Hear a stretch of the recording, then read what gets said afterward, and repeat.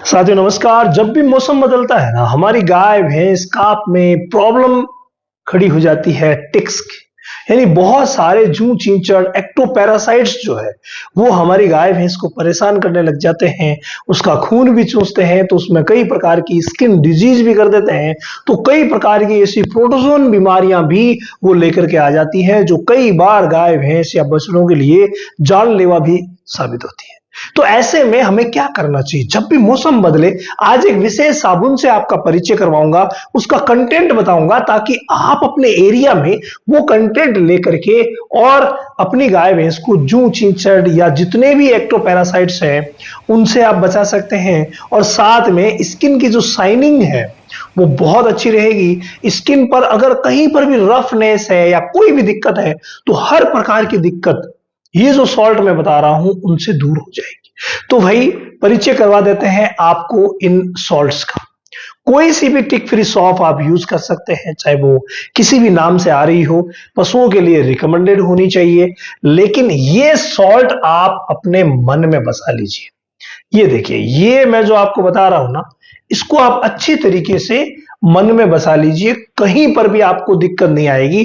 कोई सी भी अच्छी कंपनी, किसी भी अच्छी कंपनी की मिले जो आपके नजदीकी पशु चिकित्सक रिकमेंड करे, उसको आप इस्तेमाल कर सकते हैं। उसमें सॉल्ट होना चाहिए नंबर 1 परमेथ्रिन।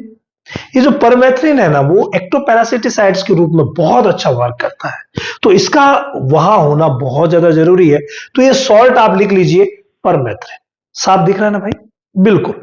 सेकंड नंबर जो सॉल्ट है, इसको आप गौर से देखिए, यह है सिट्रियामाइड।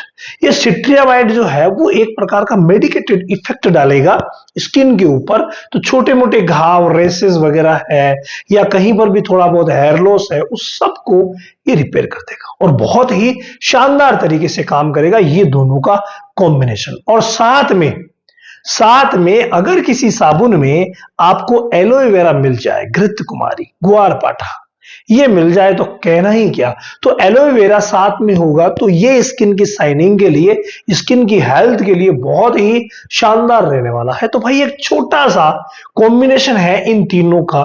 आप किसी भी साबुन में देख लीजिए जो मार्केट में आपको मिलेगी, जो पशुओं के लिए रिकमेंडेड है, वो लेकर के आ जाइए। और स्नान कैसे करवाना है? बिल्कुल सिंपल है। जब भी आप सुबह स्नान करवाते हैं, एक बार के लिए पशु के शरीर को पानी से आप अच्छी तरीके से गीला कर दीजिए, धो दीजिए। उसके बाद साबुन लगा करके 5 मिनट के लिए रख देंगे और 5 मिनट थोड़ा सा वो कर लीजिएगा, मालिश, मसाज हो जाएगी। तो 5 मिनट मसाज करने के बाद आप फिर से स्नान करवा लीजिए, तो ज्यादा समय भी नहीं लगेगा। एक साथ आप बहुत सारे पशुओं को भी बात दे सकते हैं।